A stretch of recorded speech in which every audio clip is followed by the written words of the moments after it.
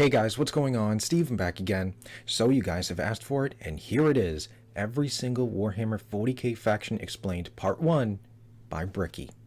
Now welcome to my part 1. I am going to split this into 2 videos because the video is about 52 minutes long. So that's pretty long. Alright, so anyways, here we go. As someone who doesn't necessarily serve the Omnissiah, but someone who can appreciate them, you will not be getting my legs today, as I will be replacing them with various things depending on which faction we are currently talking about to add a little bit more context and possible comedy to whatever the hell I am currently doing.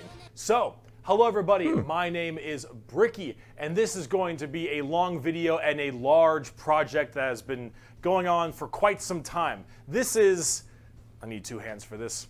This is every single Warhammer 40k race in kind of a nutshell, explained, a little bit of explanation, a little bit of lore, a little bit of talking about the tabletop, mostly lore, what they're all about, and also a little bit of background for those of you who just have no clue what Warhammer 40,000 is. Now you see, Warhammer and Warhammer 40,000 is a universe people hear plenty of, but don't know a whole lot about. True. They see, oh, there's these dudes in big power armor with chainsaw swords, and they got these big old green orcs, and there's some bugs over there, and everyone calls these guys weaves, and then there's these spiky bitches over here, and I don't get it. I don't understand. Where do I start? Well, this video is particularly for you, or for those of you who have a little bit of knowledge, but you're kind of curious about each of the different races and factions in Warhammer. So, overall, the Warhammer universe is vast when it comes to lore and background, and each different faction is so different with the things that they believe in, and some are human, some are transhuman, like where they all have all these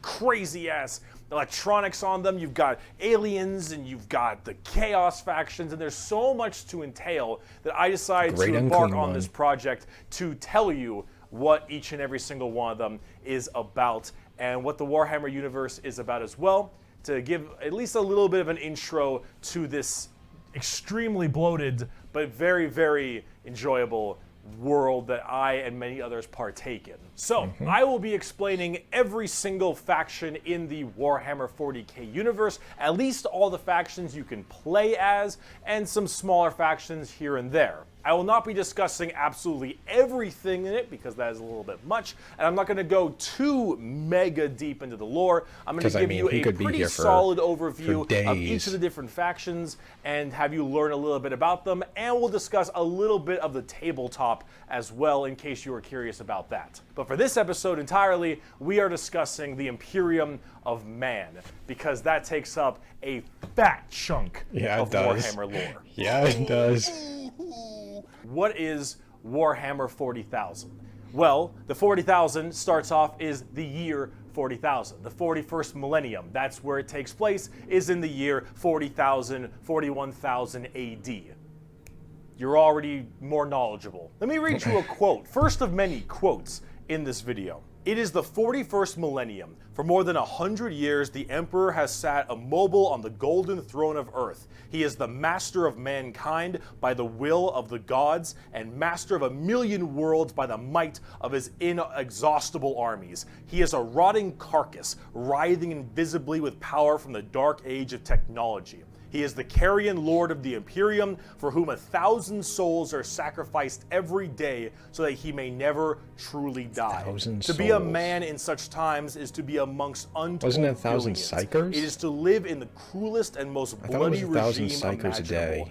These are the tales of those times. Forget the power of technology and science, for so much has been forgotten, never to be relearned. Forget the promise of progress and understanding, for in the grim, dark future, there is only war. There is no peace amongst the stars, only an eternity of carnage and slaughter, and the laughter of thirsting gods. Everything blows. And it blows fucking hard.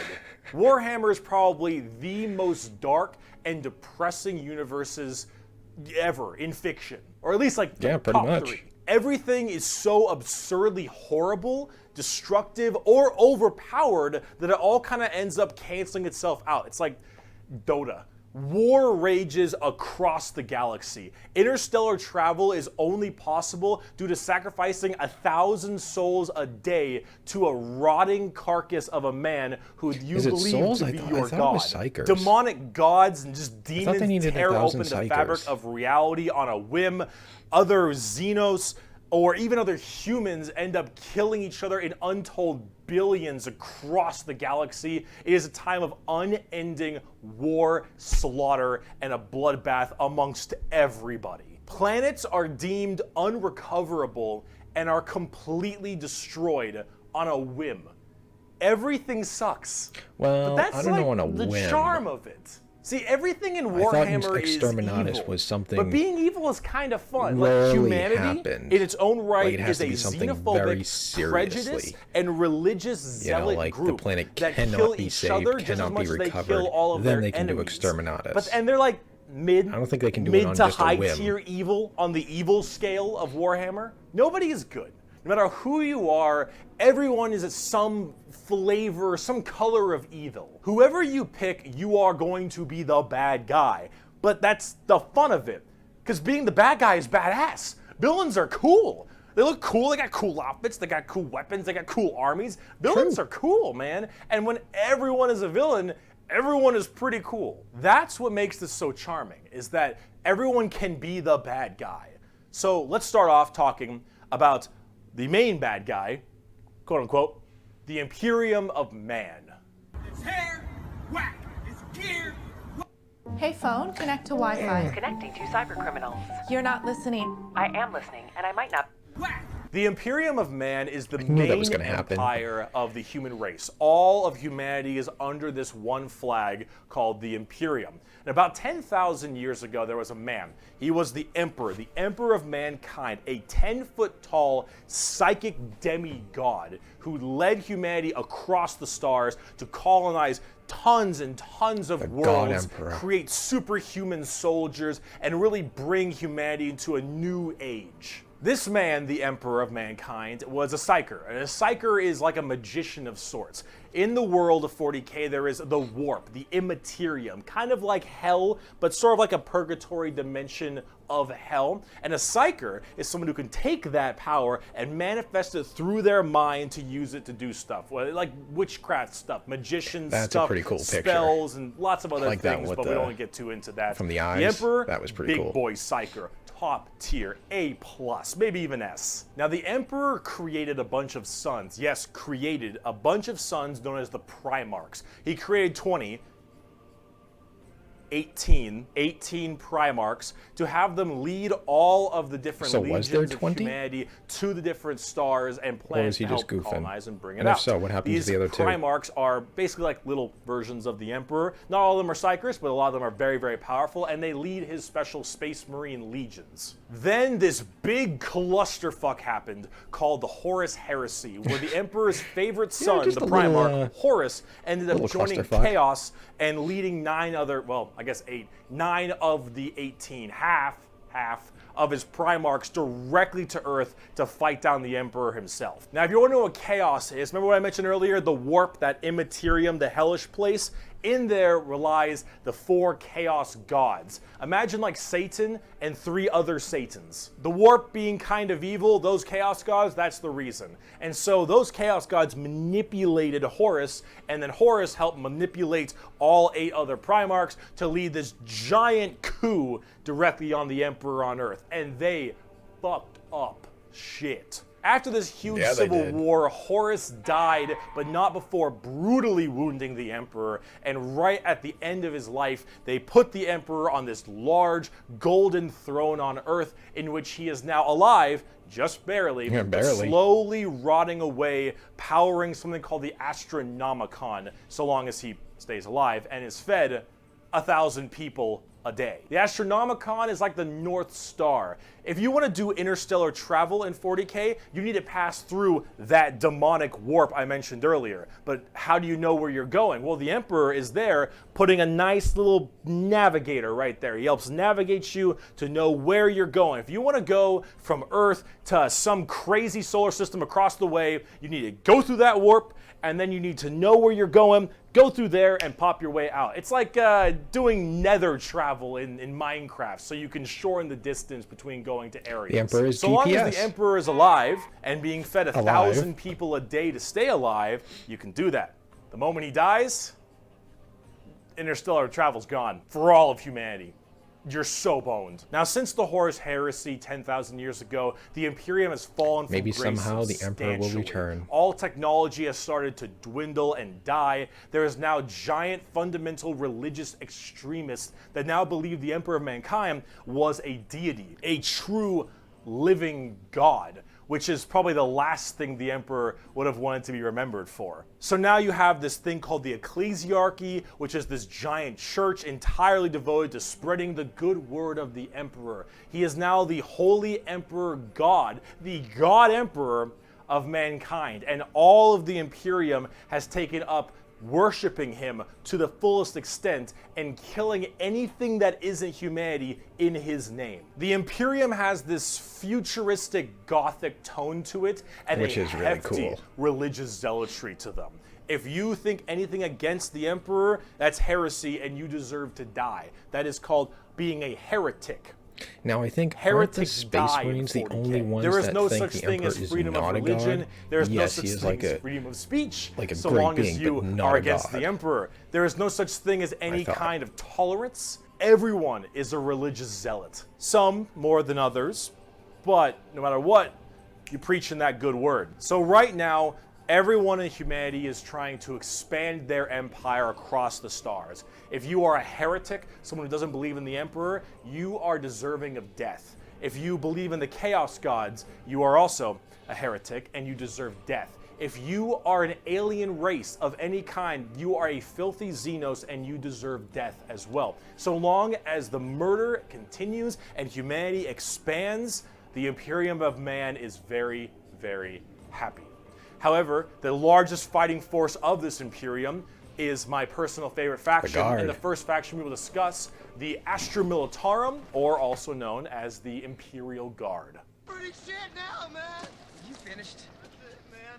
Game over, man. The Imperial Guard is the main fighting force of the Imperium, and in a world of horrifying creatures, galactic monstrosities, the literal demons themselves breaking through the fabric of time to kill you, the Imperial Guard are untold billions of regular men and women wearing modern day like flak armor with a laser rifle. This is the Basically, humble lasgun, the main weapon of the Imperial Guard. It fires superheated AKA plasma flashlight. lasers at an extremely fast fire rate. It is reliable, never jams. It can blow off limbs, giant holes in concrete. It is overall an extremely devastating weapon in modern day. It is one of the weakest in the 40k universe. Yeah, a laser rifle that never jams, it could blow off limbs, one of the weakest weapons. That's the world we're in right now. But who cares? Because the Imperial Guard has, in each battle, 500,000 of these men and women. That is true. 30,000 large armored tanks, 10,000 is true. Their artillery tanks are batteries. awesome. The Imperial Guard wins through sheer numbers and firepower. They kind of have this World War I, World War II style aesthetic with legions of guardsmen as well as high company commanders and generals on the field along with them, and multiple kinds of troops. A normal Imperial Guard battle starts off with artillery, long lines of artillery, cracking the crust of the planet underneath the enemy's feet. And as this barrage Basilisks. continues, hundreds of thousands of guardsmen, a sea of guardsmen surges forward, firing and charging at everything possible while the planet rumbles as tanks roll up behind them. Gunships block out the sun and tanks block out the dirt with the steps and hoof prints of millions of guardsmen. Damn it.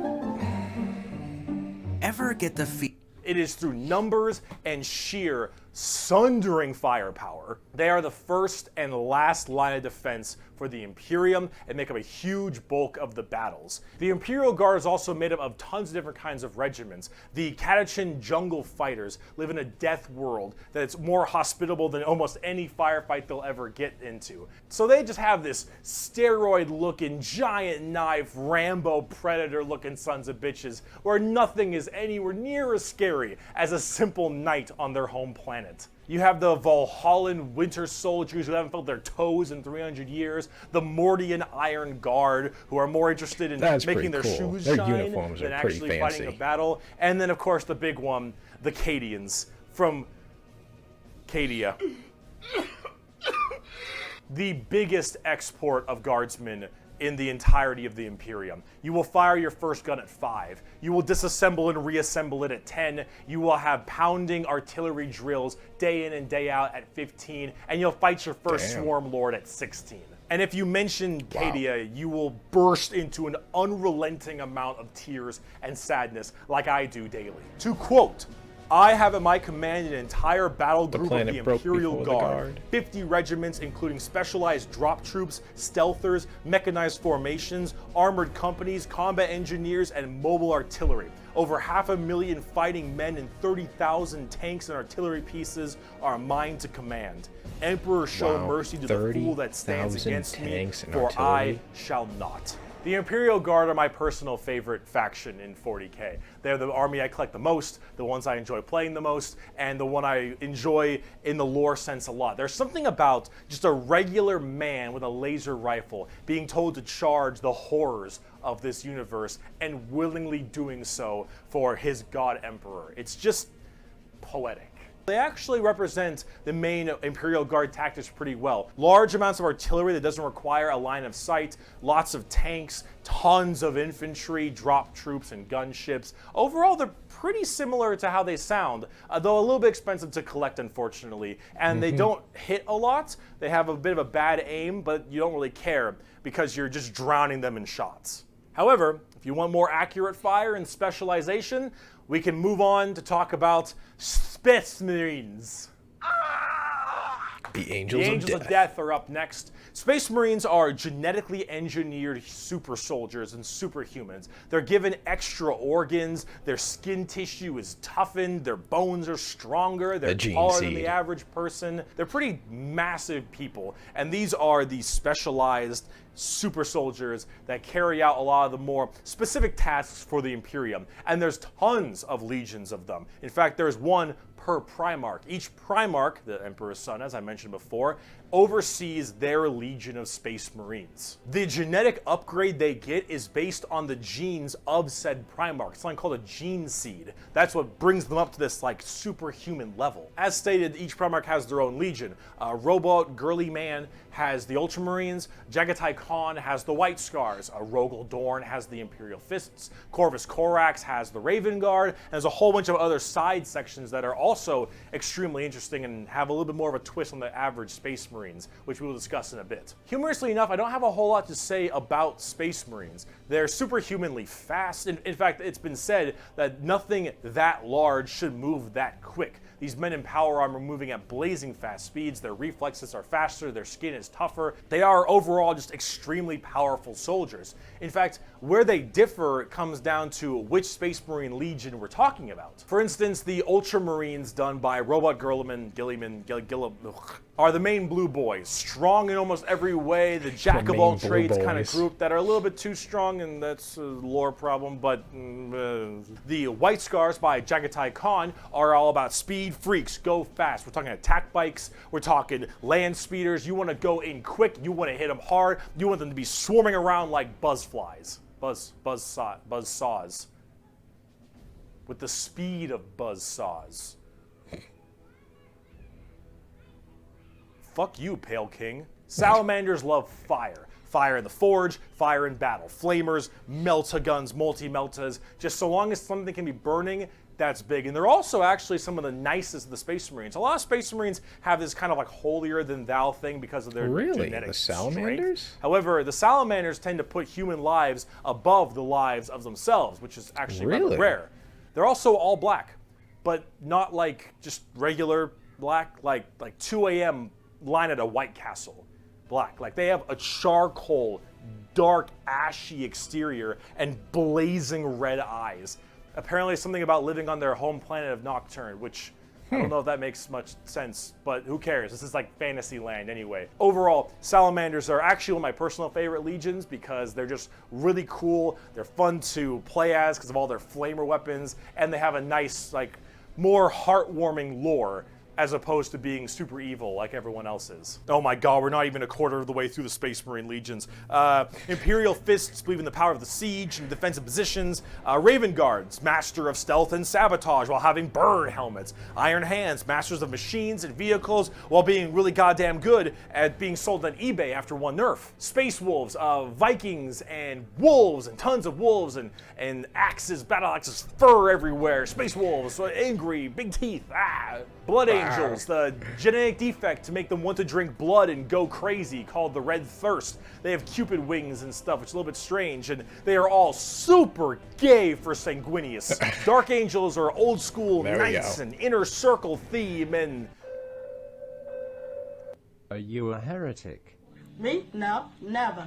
That was my chapter, Dark Angels. Death Watch, a fancy anti-Xenos group that nobody plays because Death Watch, and they look cool though, but no one plays them. I don't know about Death Watch. They're there though. Black Templars, for the people who, if you haven't prayed at least 3 times a day, you're gonna start praying out that airlock. And I'm sure there's some other chapters I may have missed as well, like Crimson Fists and stuff. But those are the main ones right here. Here, quote from the Emperor himself.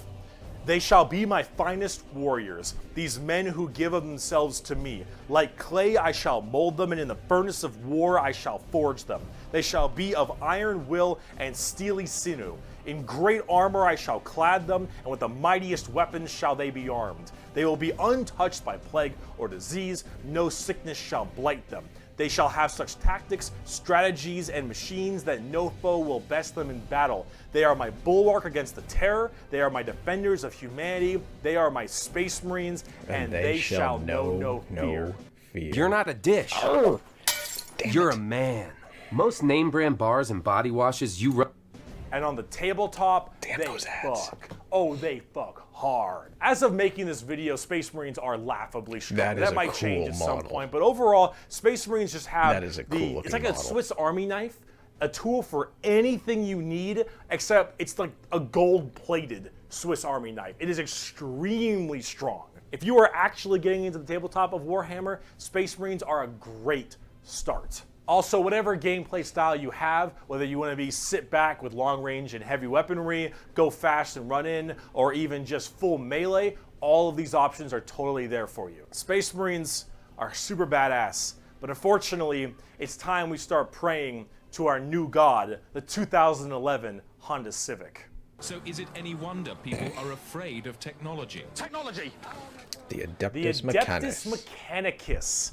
The Adeptus Mechanicus are a technophile cult on Mars. Now, these people are a little bit weird because they don't actually really believe in the Emperor of Mankind. And you might think, oh, whoa, Berkey, that sounds like some heresy. A little bit. They believe in the Emperor, they believe in his power, but they don't pray to him. They pray to something called the Omnissiah. The machine god. And the Omnissiah is this kind of machine god that they believe permeates in all machines. And if you think, well, wait a minute, they believe in a different god as well? That sounds like super heresy. Well, yes-ish, but they also make all your guns, and they make all your tanks, and they make everything that you have. So you can't really tell them to fuck off? Nope. Because you're not going to win nothing if you don't got stuff to shoot people with. See, Exactly. they're Omnissiah. At least makes sense from their standpoint. They believe it to be a deity let that them do their own through thing. all machines. As long as we still get Your weapons and Honda tanks Civic, and Titans your and all that stuff. standard bolt gun, your fine. Dune Strider Walker, your giant mechs, your huge ships. The Omnissiah is present through all. And the only reason your stuff works is because the machine's spirit in it says it works. If you want your gun to work, your tank to run, you must pray to it. And I mean full stop. You need to start chanting in high Gothic. You need to burn incense. You need to sit on your knees and pray to that car. You need to rub oil on your robes, and you need to go ahomina, homina, homina, homina, homina, homina.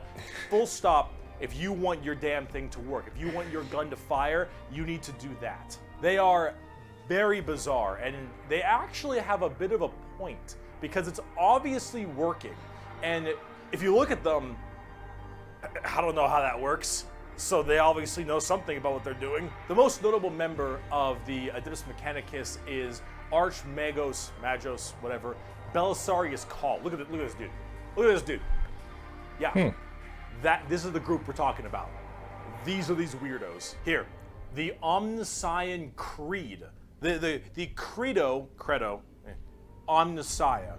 There is no truth in flesh, only betrayal. There is no strength in flesh, only weakness. There is no constancy in flesh, only decay. There is no certainty in flesh, but death. Flesh is weakness, flesh is death. The Omnissia is the god of the machines, and if you wish to be whole, if you wish to be holy, if you wish to give unto him, you must saw down your limbs and remove your organs and replace them with mechanical parts, because that is what he wants, and that is how you will become enlightened. Hard technophiles mixed with religious extremism.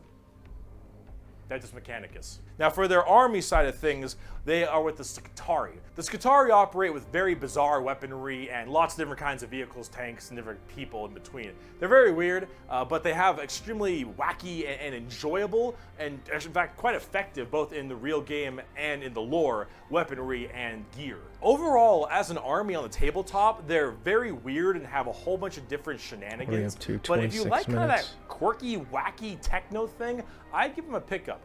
Hell, they're so paranoid. I gotta keep going. They're so paranoid and crazy. These Dune Striders you see right here, one guy was able to make them work. One guy, and he died. And they're so scared they'll never work again that they keep them on and they never turn them off, and they run around in a circle the whole time until they need them, and then they corral it and they go into battle.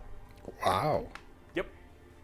The Adeptus Mechanicus. Damn. Now, if you want to talk about faith, though, let's talk about the Sisters of Battle. Okay, so yeah, that's about halfway-ish, 26 minutes or so. Yeah, all right. This is like a perfect place to call it here. You know, about halfway. So I'll have to pick up with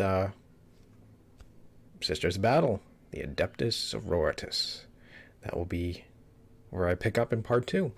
So yeah, there we go. That was pretty cool. I actually like his videos. I think there's also a part 2. I don't know if he's done any other 40k videos, but I hope he does, because I actually really like his videos and stuff like that. He's pretty funny and stuff. So, you know, the whole legs and stuff like that, that's pretty funny. But yeah, I like the way he explains things. Everything is pretty, you know, simplified and everything like that, which is really cool. A lot of stuff I didn't even know, you know, about the Adeptus Mechanicus and stuff like that. I didn't really know too much about them anyways. You know, yeah, I knew about the Machine God. I knew they made the weapons, the tanks, the Titans, and all that stuff. But, you know, that was really all I knew about them. But, you know, that was pretty cool. I still don't know who that main character really was. The big guy there. Where was he? Yeah, him. I don't really know too much about him. Is that a loudspeaker? But yeah, I mean, I didn't really know too much about them. But yeah. And that was pretty interesting too. That apparently the one person who knows how to make these or made those. Give them a pickup. Hell, they're so paranoid. I gotta keep going. They're so paranoid and crazy. These Dune Striders you see right here, one guy was able to make them work. One guy, and he died. And they're so scared they'll never. Okay, so one guy got them to work. And that's pretty crazy. That they don't want to turn them off in case if they don't come back on it. They just let them just go, you know, go roam, and then we'll get you when we need you. That is actually pretty damn crazy that they're so afraid to, turn those machines off because only one person apparently knew how to turn them on, and he's gone. So that's pretty crazy. But yeah,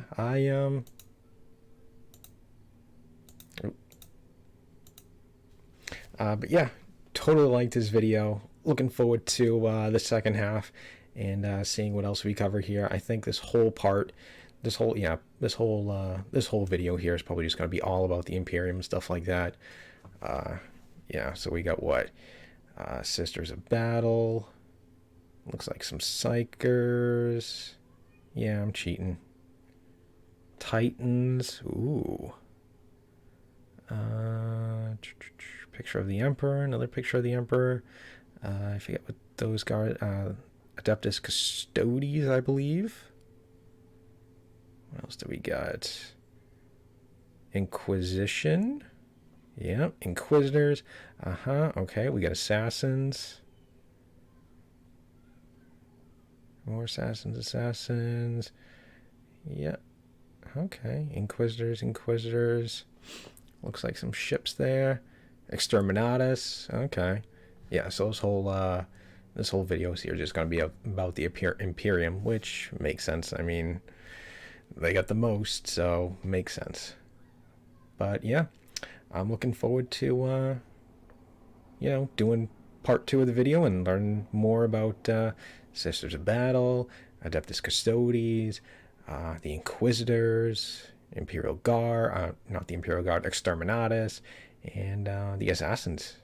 That'll be pretty fun because I know there's multiple assassins that are good at different things and stuff like that. So yeah, I'm looking forward to it. Thank you guys for suggesting the video. Anyways, hope you guys enjoyed the video. If you did, hit the thumbs up button. That'd be awesome. Remember, feel free to subscribe to my channel. Follow me on social media. Links are in the description box below. And of course, leave me all your thoughts and comments. What did you guys think about Bricky's video here? Was there anything you did not know? If so, let me know. And anyways, stick around for, part 2. I know I still have more videos. I believe 2 more videos from the Templin Institute I still need to get to. I am kind of jumping around between Templin Institute and, now Bricky's videos here. I was going to finish with the Templin Institute and then jump into these ones here. But, too many of you guys were asking for it, so... yeah, I still got the Imperial Guard and I believe the Necron Dynasties from Templin Institute to still check out. So hopefully I can get to those sometime soon. We'll see.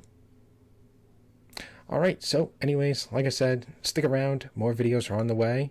And I'll see you guys next time.